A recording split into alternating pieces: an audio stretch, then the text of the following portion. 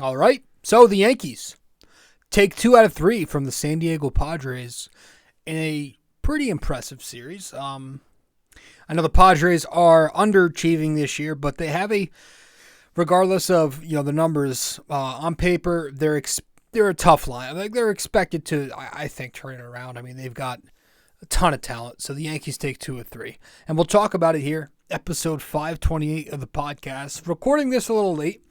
The Yankee game is about to start in 10 minutes, so let me just flip to Yes Network here. But we'll have this out soon, either tonight or tomorrow morning. Tonight, again, is Monday, May 29th. So hopefully we can get this episode out now.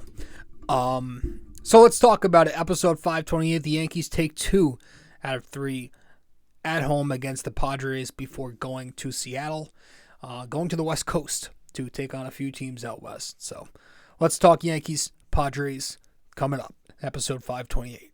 Welcome to BD4, an RJ Carbone podcast. BD4, where there is no better way to get your Yankees and Knicks analysis. We also do MMA. Yanks every series, Knicks every game, MMA on occasion.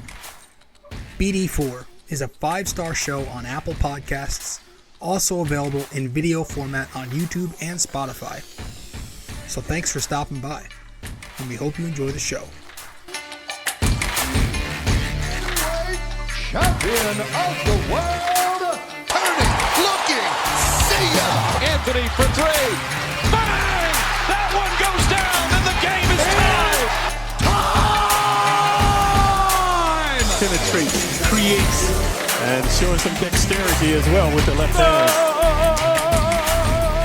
Yankees win! All right, man, I'm watching this Boston-Miami series, this Boston-Miami NBA playoff series going on right now. It's hard because as a Knicks fan, we hate both franchises.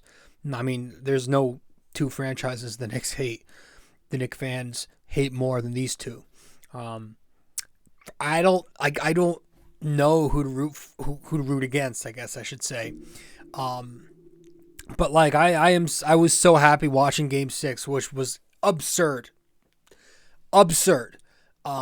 Just watching the Miami fans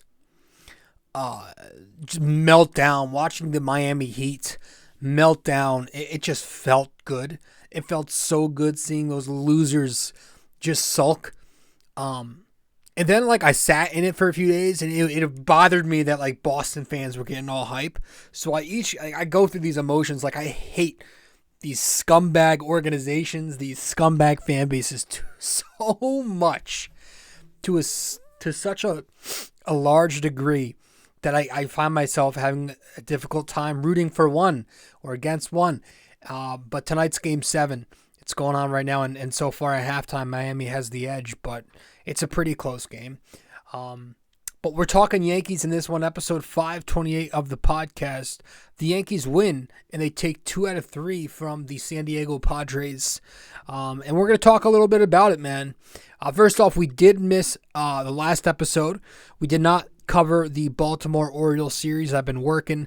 I was a little busy, got tired, couldn't come around to record, couldn't find time.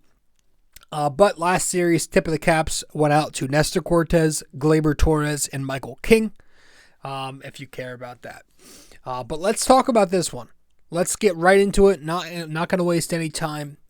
We'll recap these games. We'll hit a few talking points that maybe some I wanted to bring up last episode that we couldn't get to, or the episode that we never put out. So we'll talk about a few things. And let's get to Game 1 as soon as we get back from this break. We'll be right there, and we'll start talking about this series. We appreciate you sticking around and listening so far. When you have a chance, be sure to open YouTube to subscribe, like, and comment. And if you're already watching on YouTube, be sure to head over to Apple Podcasts and give us a 5-star review. We appreciate your feedback and are always looking to improve. Now, with that all said, let's get you back to the show. All right.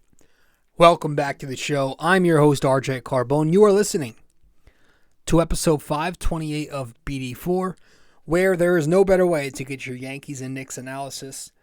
Yanks every series, Knicks every game, MMA on occasion. And right now we're smack in the midst, or at least 1/3 of the way through of the Yankees season. So let's talk. The first game of this series, the Yankees lose 5-1. It was one of the Yankees prospects, Randy Vasquez, on the mound going up against Joe Musgrove, who has had himself a down year. But I listened to this entire game on the radio Friday night because I was working. So if I miss important parts of the game or some specific details and only touch on the run scoring in this recap here, that's why.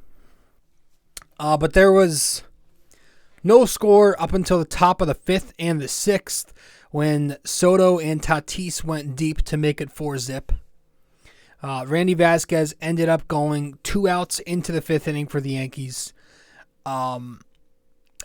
He was good. I guess, again, I wouldn't know how he looked physically. But I heard that his stuff played well. It seemed like it was enough to get the job done. I was listening to the game, and Sterling and Waldman, or not Sterling, it was Waldman and the dude filling in, Shackle, like what they saw. But then Musgrove shut the Yankees down for 6 1/3. The Yankees got their lone run in this game on a shitty ground out. I think it was off the bat of Anthony Rizzo. You had the chirping between Tatis and Yankees fans, I heard. Yankees fan calling him a cheater, which he is. There's no lie detected there. He answered back, played around with them a little bit. I like those things. I think it's fun, back and forth between the fans and opposing players. I've sat in the bleacher seats plenty of times in my life and have been in playoff games against the Astros. And back when Marwin Gonzalez was with Houston, I remember Yankees fans giving him hell, like chanting his mother's name, like finding shit out. It's funny because he ended up being a Yankee. But yeah, I always like that stuff. You had the Miles Straw shit going on. That was a little more, into it, but it's always fun. This was the Apple TV game, so I'm kind of glad that I missed it. I don't like their announcers, although I like the camera angles and I like the futuristic look of the broadcast. I will give them that. But that's really all we need to touch on for Friday night's game. The Yankees lose 5-1. Again, Vasquez seemed to look decent. That's the positive takeaway. Not bad for a major league debut. The fastball I hear played. The curveball I hear is his pitch, and many people will tell you it's the best curveball in the Yankee system. In this game, he was getting a ton of chases on it with 2 strikes. So he just had the big mistake to Soto. I think he fed Soto a changeup the first time around, got him to K, and then the next time up, Soto saw the same pitch and he took advantage of it and launched it into the sun. But that was game 1. The Yankees lose. The second game of the series, the Yankees would win this one 3-2 in 10 innings. This one went to extras. Which extra innings doesn't have the same juice that it used to. I'm going to put that out there right now, ever since the fake Rob Manfred rules. But this was Severino versus Michael Wacha. DJ LeMahieu doubled in the first inning for the 1-0 Yankee lead. Then you had Tatis going deep again in the 4th inning, to tie the game. Shit never works when Yankees fans taunt a player. It just feels like that with the whole Altuve shit that went down. Correa, it always feels like it comes back to bite us. But the Padres take the lead in the 7th inning. Sevy walks Cruz. Glaber makes a terrible error. No other way to put it. And that was it for Severino. He was pulled after that. Kind of had that moment before the error.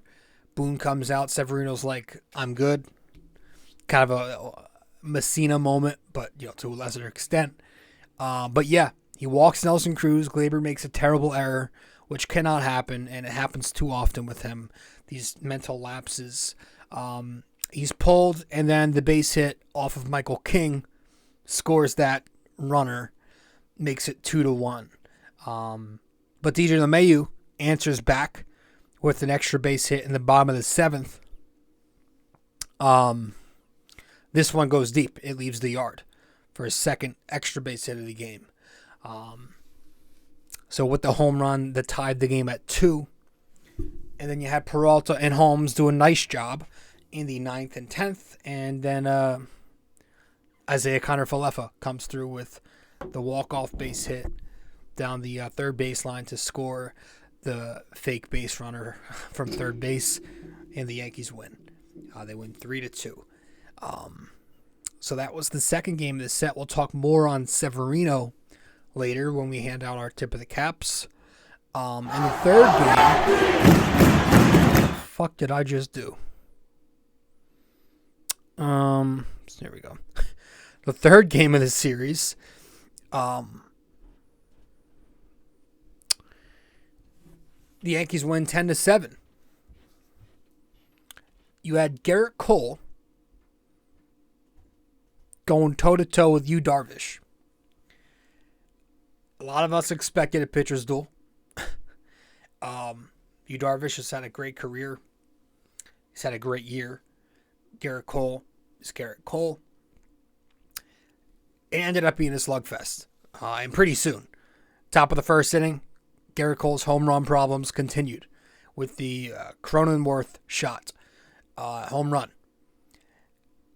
But Aaron Judge answers back to tie things in the bottom of the first with a home run of his own, number 15 on the year. Top of the second. Jeez, tonight's lineup is garbage. Top of the second, you had the inexcusable double error play where Harrison Bader overthrows home. He's got to stop doing that. And then Kyle Higashioka overthrows third base. Don't know what that was. So the runner scores there from second. 2 score on the play and makes it 3-1 Padres. It was just garbage baseball play. An excellent job by ace Garrett Cole backing up home plate there also. Yes, that's sarcasm. But then the Yankee bats erupted on Yu Darvish in the third inning. And you loved it because this inning, the way the Yankees scored, it came on actual hits. Singles and doubles, and they were all laser hard hit balls too. Volpe singled in a run.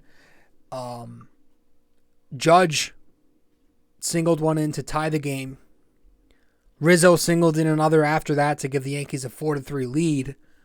DJ LeMahieu hits one, gets robbed of a homer, but then Bader beats out the double play to allow another runner to score. It's 5-3 Yankees. Calhoun had the line drive double to the opposite field gap. 6-3. And then Darvish ends his day after getting just 2 outs into the third inning. Goes 2 2/3. And then his 7th run scored when IKF singled. That was on Darvish's line. Makes it 7-3. And then Higashioka made it 8-3 with his first of 2 doubles on the night and 3 hits. This one came off the top of the wall. So there goes your pitcher's duel right there in the third inning. Rizzo leaves the game in the 6th inning after the pickoff on Tatis ends up being a neck issue. He ended up being okay. The Yankees, are sitting him tonight, but that's, just precautionary. I don't know why they had to sit Volpe tonight. But I think he's good. And if I look up at the screen, this is if you're watching the YouTube format of the podcast, the video, it's because I'm watching the Yankees play the Mariners right now. But yeah, 8-3. I mean, thought that was a comfortable enough lead, but the Yankee ace has not been a Yankee ace this month. Cole gives up another bomb, this time a 2-run shot to Odor in the 7th inning, makes it 8-5. Cole gets pulled after that for Jimmy Cordero, and that's where another run comes across on a fielder's choice to Glaber during that rundown, and it's 8-6 all of a sudden. The Yankees, though, they fortunately had the offense working, so they made it 9 and 10 runs in the 8th when Bader went deep, and then Higashioka picked up his 3rd hit on a base hit there to score a run. 10-6. Holmes came in for the 9th inning. And he did Clay Holmes things because the Yankees keep trying to force his way back into the ninth inning role for some reason. But after he walked 2 batters, allowed a run, and threw 20 pitches, 12 balls, he got the outs to secure the win. I don't understand why they keep trying to force him back to that role. But the Yankees win 10-7, and they make it 2 out of 3. We're going to talk about some things. And one of the things I want to talk about is Anthony Volpe. We were supposed to have this conversation after the Baltimore series. But since we did not record after that series, we'll talk about it here as soon as we get back from break. So we'll talk Anthony Volpe when we return coming up here on BD4. Stay with us. You can also find us on social media. If you'd like, you can follow BD4 on Facebook, and we're at BD4Pod on both Instagram and Twitter.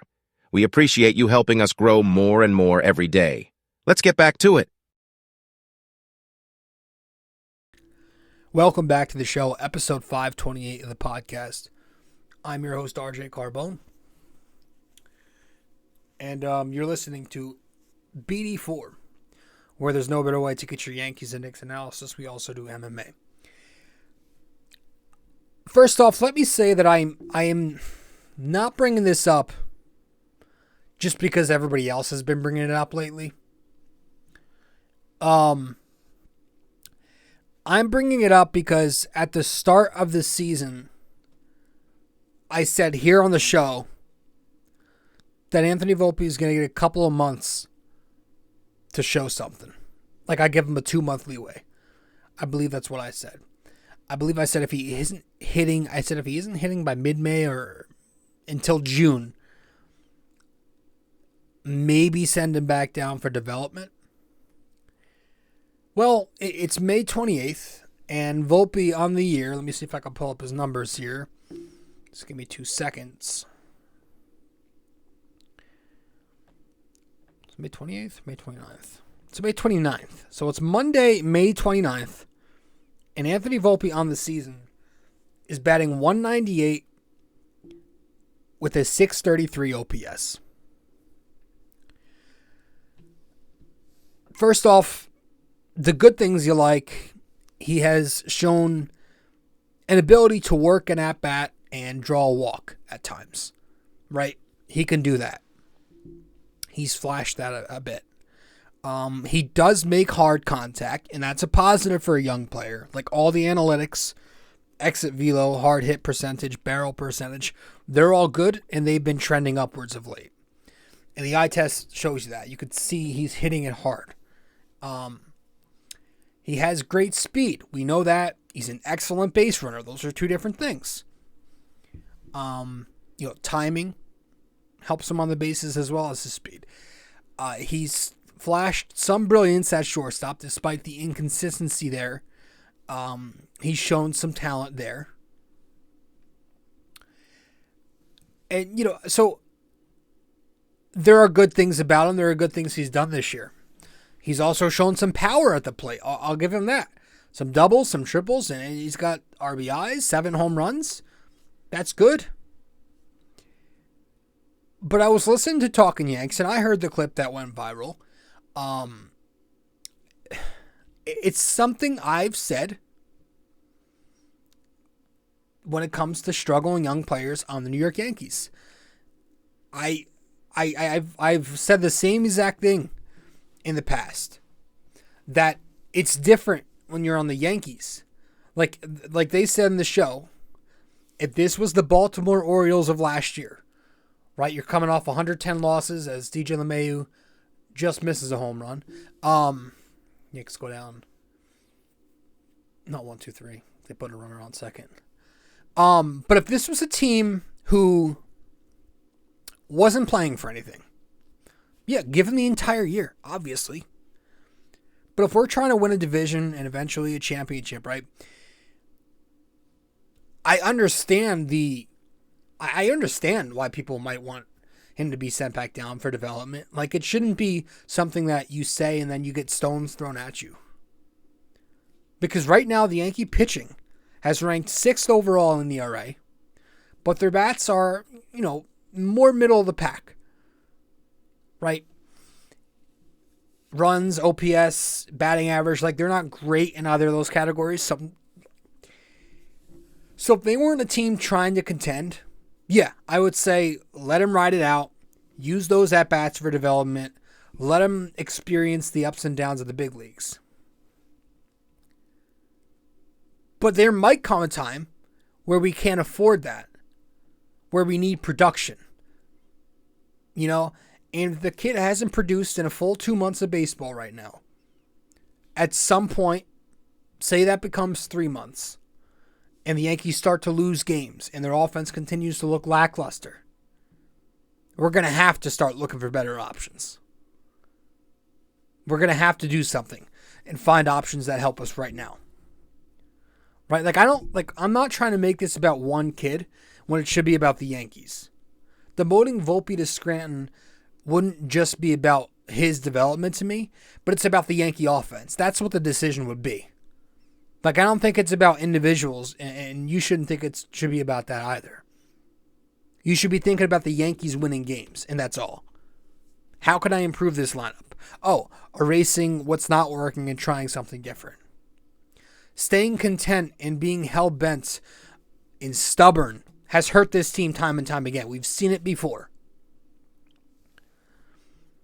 So if it continues, I'll put it this way.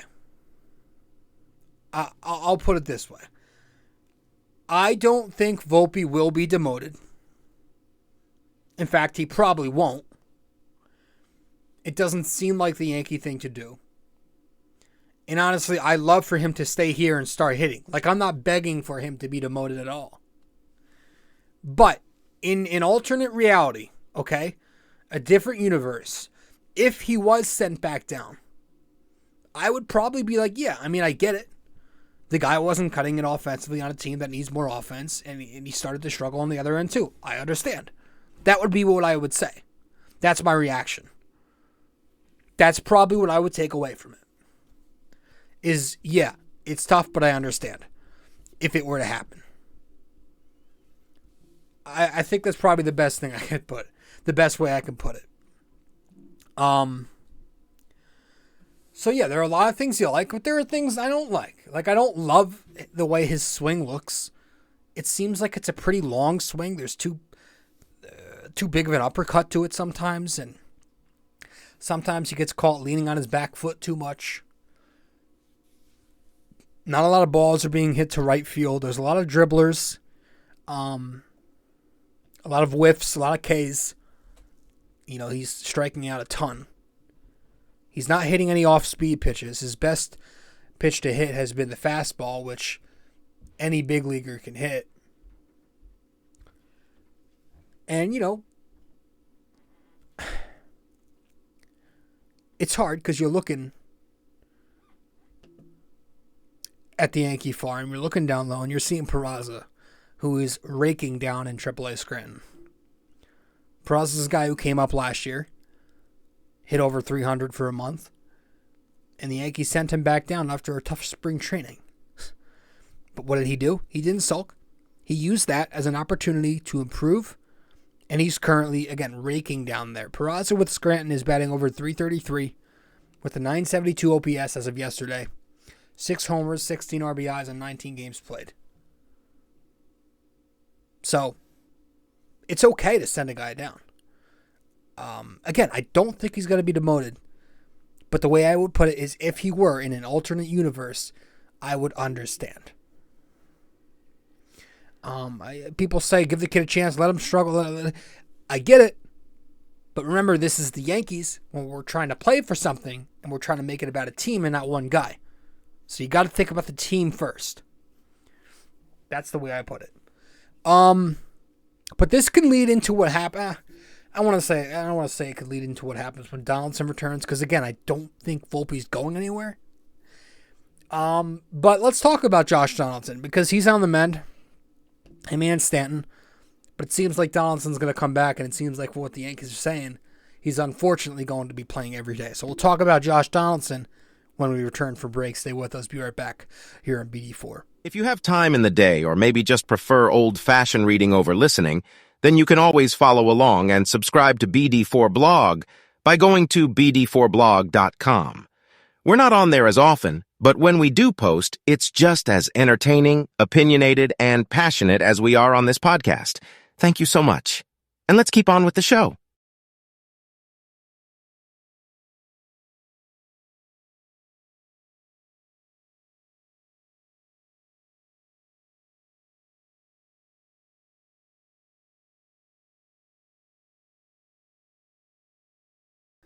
Welcome back to the show here. I'm your host, RJ Carbone. Episode 528 of the podcast. Josh Donaldson is coming back. And it's probably going to come down to three guys, I would say, who get the demotion when Donaldson returns. It's probably going to come down to Willie Calhoun, Jake Bauers, even Oswaldo Cabrera. Oswaldo has been getting damn near every day at-bats, everyday reps, and he's kind of struggled. He's really struggled to find anything. On the season, he's batting .201. He's got a .555 OPS, and a .54 OPS plus, which is terrible. That's almost the .54 OPS plus is league average is 100, so that means he's 46% worse than league average. 1 second here.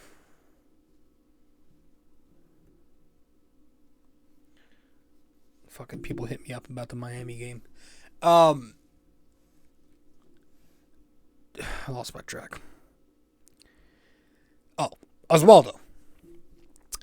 But yeah, maybe you tell him to go down to Scranton for a little while when Josh Donaldson returns, rediscover that swing that helped the Yankees out so much towards the end of last year.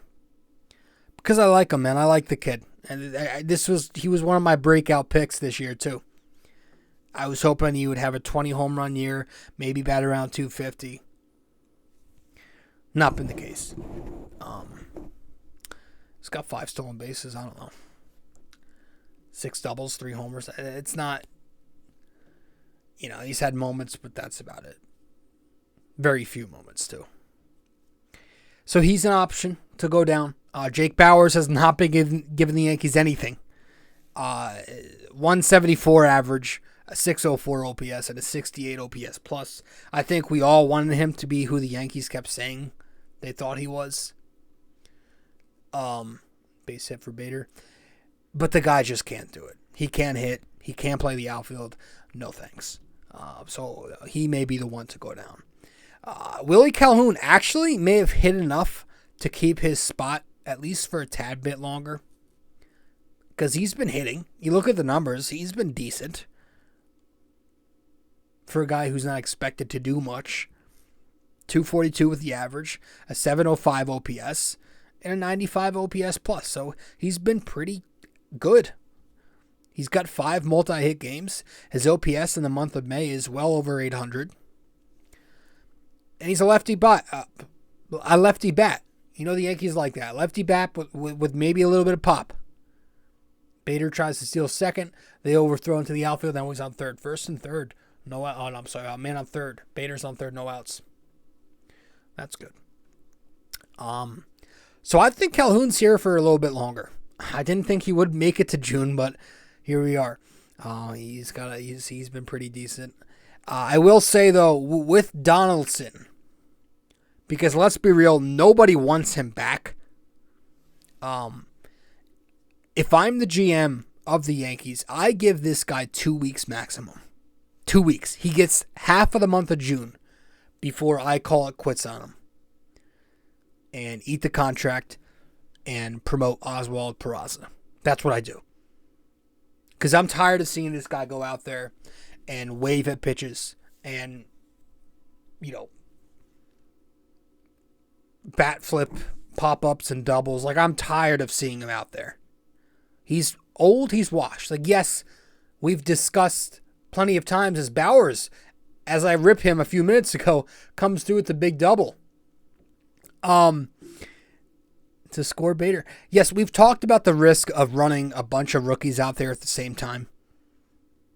You know, it's very risky. But would you rather a washed up Josh Donaldson struggle with no ceiling left, or a young player with a pretty solid upside? I'd probably choose the latter. And if you do that route, that's an infield that has some potential. You got Peralta at third base, Volpe at shortstop, Gleyber Torres at second base, and Rizzo at first base. So Josh Donaldson comes back, and he's getting, for me, two weeks tops. The Yankees can't be stubborn again with him. They can't stick it out and wait and try to find excuses. They got to make something happen. And unfortunately, as much as I can't stand this guy anymore either, if Josh Donaldson doesn't perform, I don't even feel like Peraza is going to be the guy they look at. It might be giving more everyday at-bats to IKF if Stanton comes back. I have a feeling IKF, with the way he's hit lately, is probably finding himself into more of an everyday role again, which is unfortunate because I can't stand the guy. But let's talk a little more about this series. We'll hand out our tip of the caps, a couple of them when we return from break. Stay with us here on BD4. We'll be right back. Tip of the caps coming up in episode 528 here of the podcast. Stay with us. Be right there. Studio 69 Productions is a production company that allows content creators of all genres to market their podcast or whatever project they're working on. It's an online platform that will promote your content, no problem. All you have to do is get in touch with film director and podcast producer Leo Rodriguez from Say No More Podcast, and you're good to go. You can find him on Instagram at Studio 69NJ, Studio 69 Productions, where dreams are heard and born.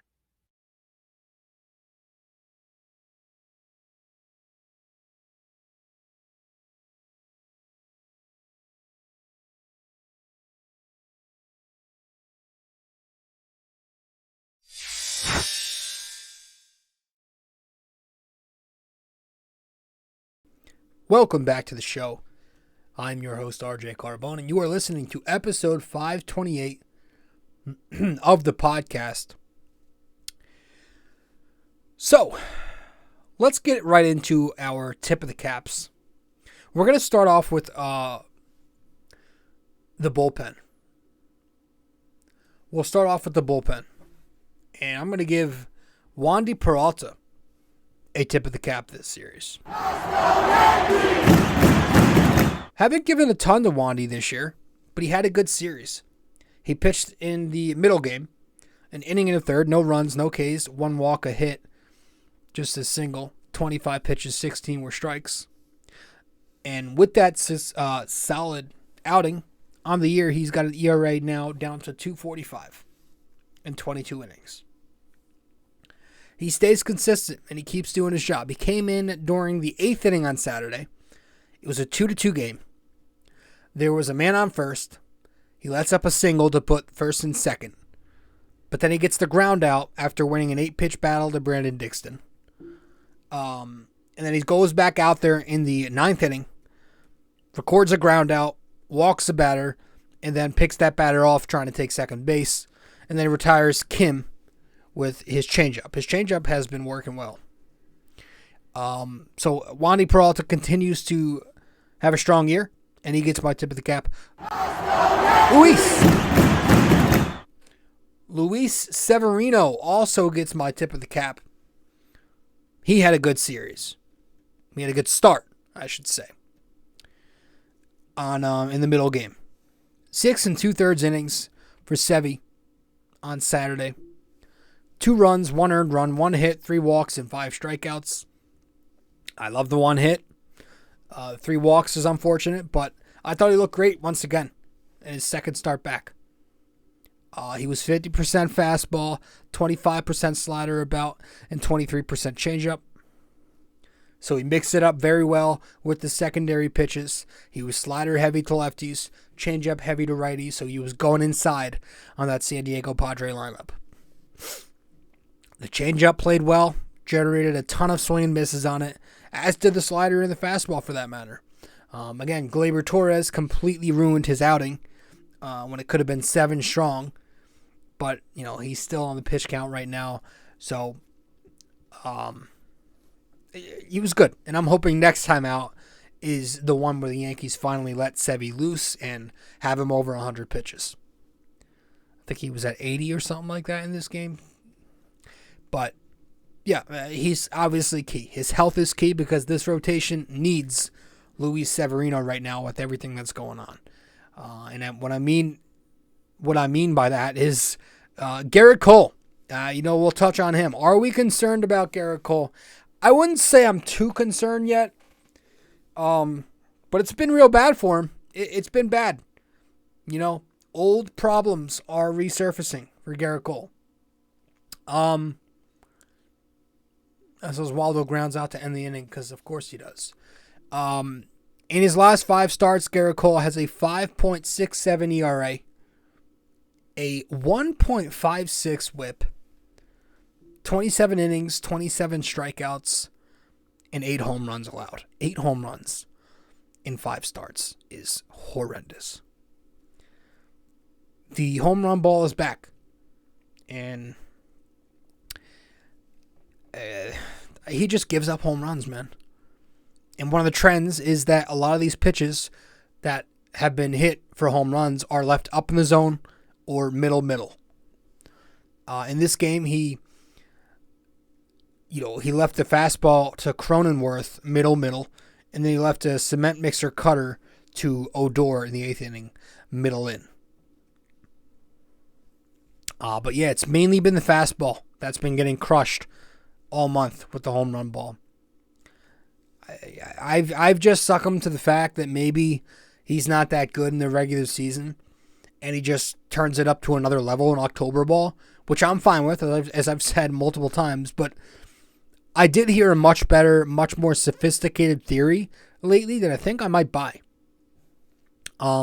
With everything that's been going on lately in baseball again, with the substance ban, and especially going on with the Yankees, with Domingo 2 times, Clark Schmidt getting checked for it, IKF. But with everything that's been going on with that again, I wonder if Cole is completely going away from using anything, even rosin. I think he's paranoid. Like, maybe he was using something because maybe the MLB got a little loose with it and they let their guard down. Maybe he just stopped using the rosin at all. He's just not using anything. Maybe that's it. Maybe that's what it's been. I think that's a good theory. I heard it and I was like, you know what? That's not a terrible theory. And I will say, I also saw this, which was a good point. He has pitched to Kyle Higashioka quite a bit recently with the Trevino injury, and those two have never, for whatever reason, never got on the same page. They're never on the same page, which is why you need to play Big Ben Rortvedt more. Please, I'm tired of Higashioka. I don't care that he's hit lately.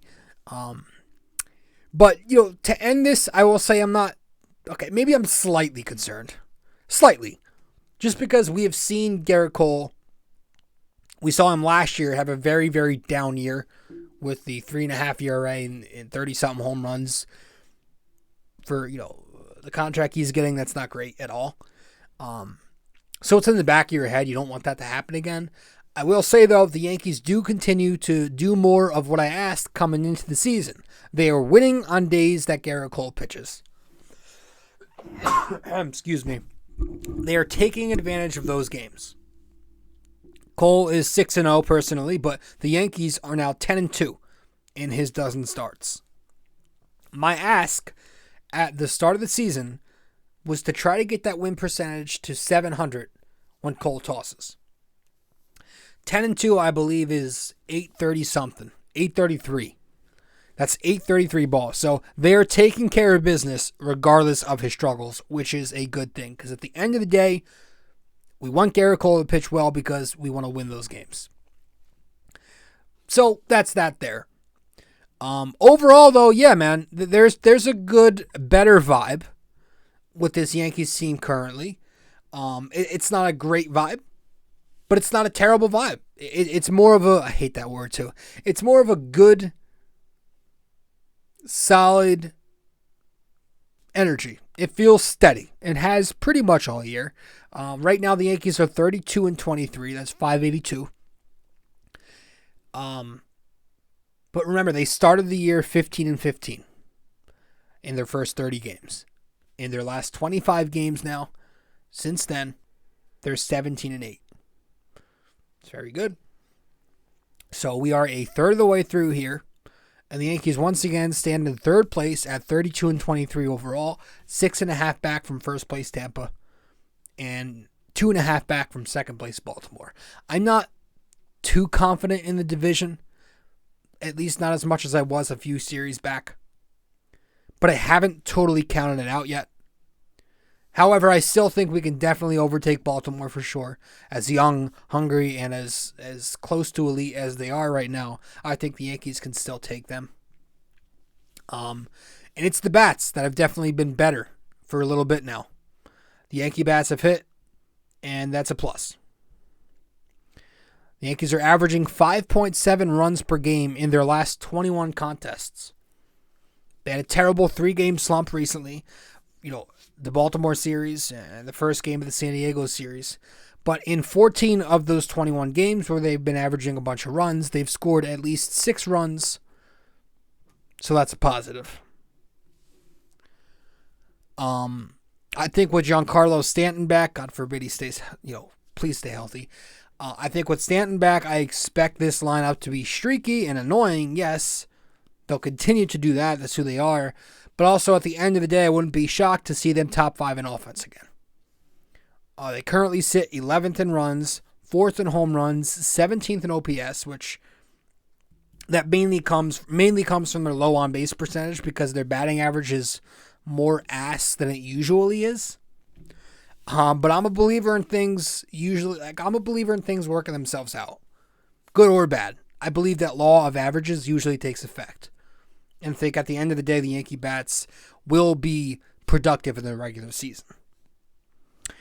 And Aaron Judge is one of the Yankee bats that's been productive. God, has he been productive. Aaron Judge gets my tip of the cap for this series. 4 hits and 12 at-bats. That's .333 and a double, a home run, 2 RBIs, 3 runs scored, 8 total bases, 6 Ks, and a 1,000 OPS this series. On the year, Aaron Judge now, .291 average, .398 OBP, .633 slugging, which gives him a .1031 OPS, 9 doubles, 15 homers, 35 RBIs. He's having himself a season. What else is there to say? He's been so great, and I think I read somewhere he's on pace for 51 home runs right now. I wouldn't be shocked, man. He's making another run at MVP. Obviously, it's going to be tough. But the guy is on one. And so long as he's healthy, knock on wood, he's going to keep doing his thing. That's Judge's 4th tip of the cap this year. That's Severino's second in 2 outings. That's awesome. And it's Wandy Peralta's, second. But yes, that's it. That's all we've got. We're going to end it here. I'm going to watch this Yankees-Mariners game where they're about to give up the lead. And we'll have this episode dropped by tomorrow morning, the 30th, the very latest. So I appreciate you stopping by. We'll head to our final break, get back and wrap this up with our trivia question. Let's get to it.